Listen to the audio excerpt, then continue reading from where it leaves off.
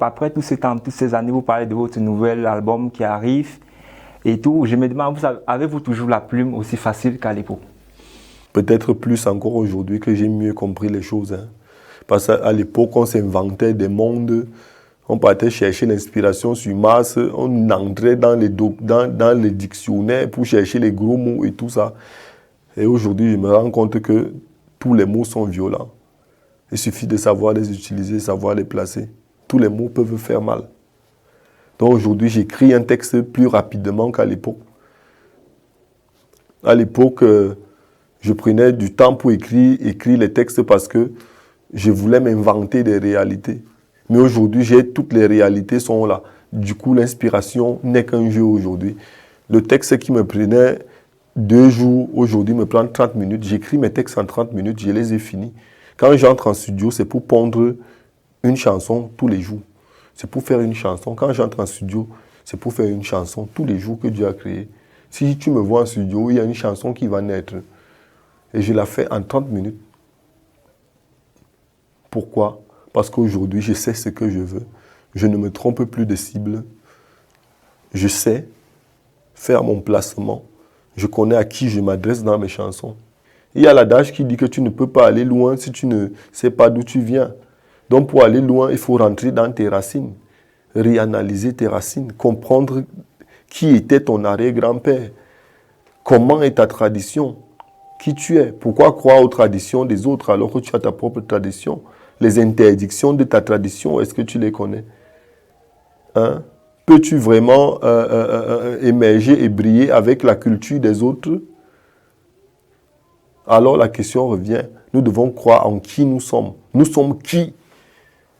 Je suis le descendant de qui? Je peux te dire de qui je suis le descendant. Je suis le descendant de Zoa Gaspard. Hein? De Mbiringambere. Aujourd'hui, beaucoup de jeunes aujourd'hui ne savent même pas causer leur langue. Ils ne connaissent même pas leur village.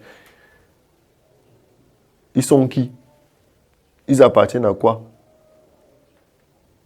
Hein? Vous avez vu dernièrement Mbappé revenir ici. Il avait nié longtemps qu'il n'est pas camerounais, non? Qu'est-ce qu'il est venu faire à Djibale? Mais on ne peut pas imputer la responsabilité à ces jeunes, ces enfants, vu que les parents sont supposés... Non, on va leur imputer une part de responsabilité parce que c'est à eux de questionner les parents. Mais papa, je viens d'où? Ce qui est sûr, c'est que Mbappé a demandé à son père un jour que la rumeur, même qu'en tant que je suis camerounais, s'il a même c'est quoi? Pourtant, je suis né en France, j'ai grandi en France et tout. Je sais que je suis français, je parle comme un français, mes amis sont français et tout, et tout, et tout. Qu'est-ce qu'il est donc venu chercher à Djibale? C'est parce que son père lui a dit, à un moment, mon petit, c'est là-bas que tu es connecté. Le repli identitaire, qui tu es. Fais un voyage au cœur de tes origines pour savoir qui tu es. Tes origines sont où? Hein? C'est dans ton village. Va creuser dans ton village. Va questionner même les anciens qui te restent dans ton village. Questionne les tombes qui sont là. Ça, c'est la tombe de qui? C'était qui? Ainsi de suite. La photo que je vois accrochée au mur, c'est qui? La personne là était comment? Le caractère que je tiens s'il sort d'où? Tu vois un peu? Parce que on ne sort pas de nulle part, comme j'ai dit. On vient de quelque part. Même tes traits, tes traits physiques et tout ça. Tu crois que tu les as créés? Tu ressembles à quelqu'un de ta famille, un ancêtre forcément, le comportement. Tu vois un peu? Alors tu dois savoir à qui tu ressembles. Tu dois questionner. Les gens vont toujours te dire que l'enfant, s'il avait ressemblé à tel, ainsi de suite. Tu vois un peu? JEDC, juste envie de croire en qui nous sommes. Qui je suis? Je suis le descendant de tel. Il était qui? Sa puissance, c'était quoi? On me dit que mon grand-père au village, pour se rendre à l'école, à plus de 80 km, il se tournait derrière la maison, il cueillait une herbe, et puis il marchait, il disparaissait, il arrivait à l'école, il revenait. D'où sont passés ces pouvoirs? Pourquoi je n'ai pas ça aujourd'hui? C'est une question que tous nous devons tous nous allons nous poser. Nous devons méditer. Tu vois un peu? Normalement, parce qu'il y a ce vieux sage, le patriarche Bilo Ali, ce qui disait dans une conférence, Molus Atiwul est du coma. Donc chacun marche avec ce qu'il m'a fait. Quand tu sais où tu as trébuché, ça te permet de mieux. Moi, je comprends ce que tu dis. Bon, en fait, c'est pour ceux-là qui ne. Mourou Agbal Nkon. Voilà. C'est-à-dire que tout le monde a sa queue. Ta queue se comporte comment? La queue se comporte comme le reste du corps lui ordonne.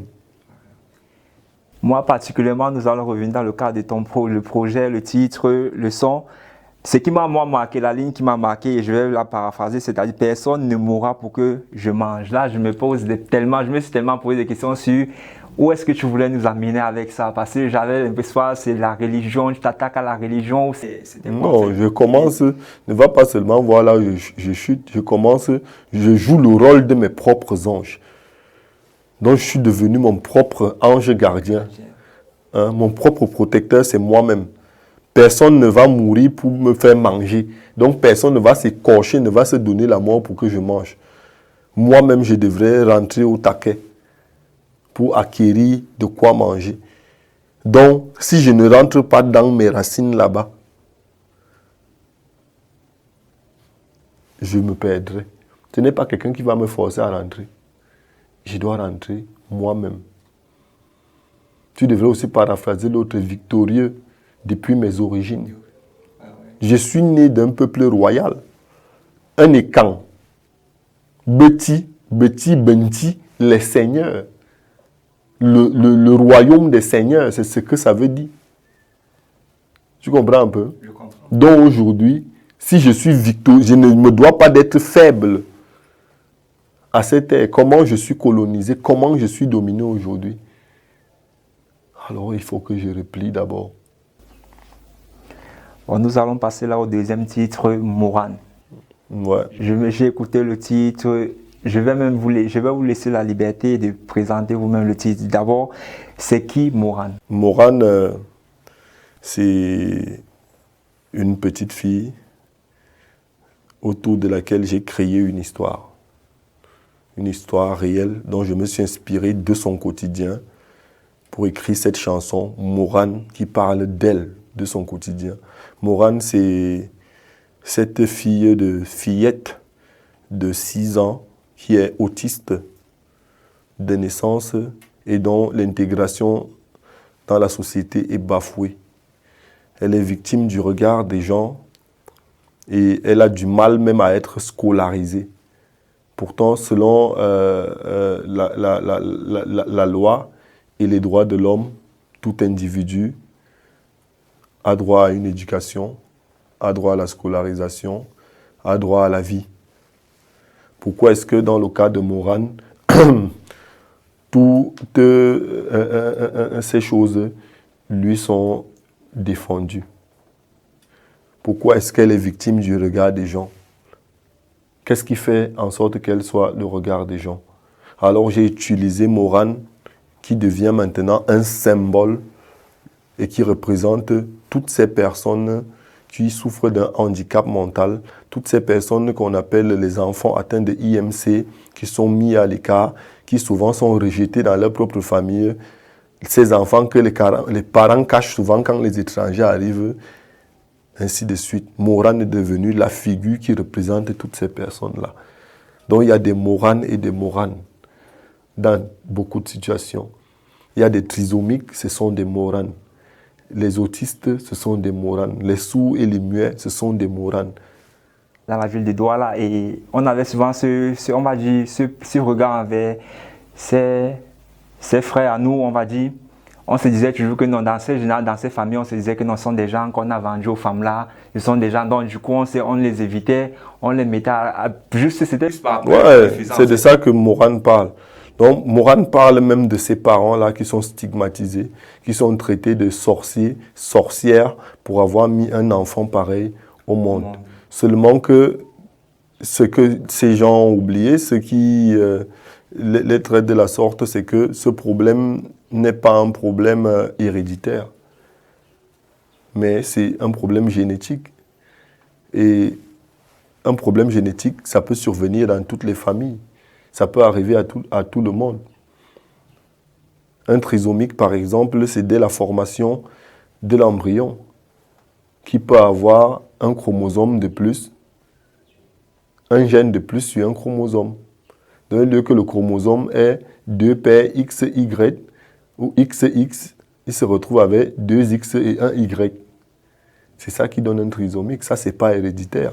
Ça veut dire que toi et moi, on peut avoir des enfants comme ça. Nous-mêmes, on aurait pu naître comme ça. Personne ne choisit de le faire. Donc, la question est pourquoi stigmatiser ces parents-là? Pourquoi les traiter de sorciers?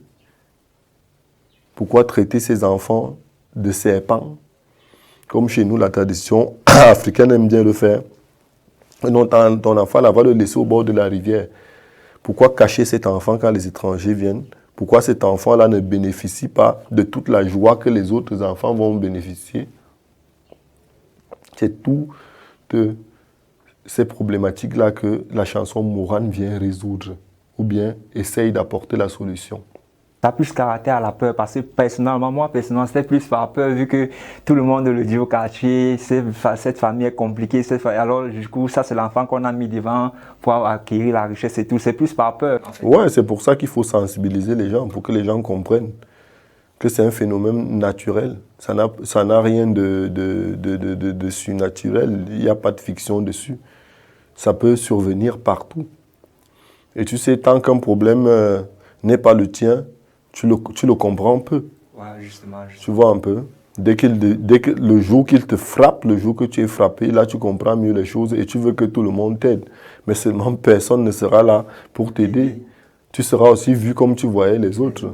L'enregistrement de Juste envie de croire et Mourane, ça vous a pris également 30 minutes d'écrire Mourane ou bien ça a pris un peu plus de temps? 30 minutes. J'ai dit, je fais toutes mes chansons maxi 30 minutes. Parce que c'est tellement flagrant, c'est tellement pertinent. La vérité est tellement frappante. Tu n'as pas besoin d'aller loin. C'est devant toi. On te demande tout simplement de repeindre. C'est pour ça qu'on dit que repeint la société. Vous avez tantôt parlé de jusqu'à ce que quelque chose t'arrive, tu ne réalises pas en fait ce que l'autre vit. Là, je me pose bien la question, avez-vous été, vous, dans votre enfance, vous avez été victime de rejet, de discrimination? Moi, je l'ai vécu en particulier. Peut-être c'est la raison pour laquelle je me sens parenté à ces gens.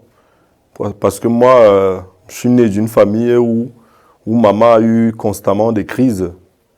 Elle a eu constamment des crises de folie. Elle faisait 6 mois, 7 mois dans cet univers-là, cet univers psychiatrique-là. Et j'ai vécu ça. J'ai vu comment les gens me regardaient en ce moment. J'ai vu comment les gens regardaient ma maman. J'ai entendu des gens dire des choses sur ma famille, sur nous, comment nous tous on allait devenir des fous plus tard, ainsi de suite. Donc, quelque part, j'ai été victime de stigmatisation.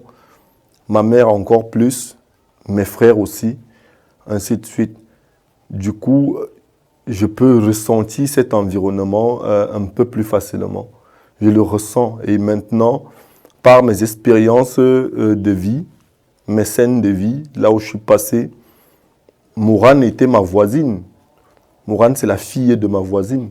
Donc, du coup, ce n'est pas une histoire que j'invente, c'est une histoire qui s'est passée là devant moi. Au jour d'aujourd'hui, Mourane a 18-19 ans. Très belle d'ailleurs. Sa maman a tout fait pour qu'elle ne ressente pas le vide. Et aujourd'hui, c'est une très jolie petite femme dont tu ne peux imaginer la beauté. C'est en fait ça. C'est sur ces mots, dames et messieurs, que nous allons nous séparer. Nous allons mettre un terme à l'échange d'aujourd'hui avec Ismo, le rapologue, a.k.a. la bête de la préhistoire. Si je devais décrire son passage aujourd'hui, je dirais poser des actes qui aujourd'hui feront écho dans l'éternité. Mais surtout, ne bougez pas, la session live, c'est maintenant sur En Live de la Casa.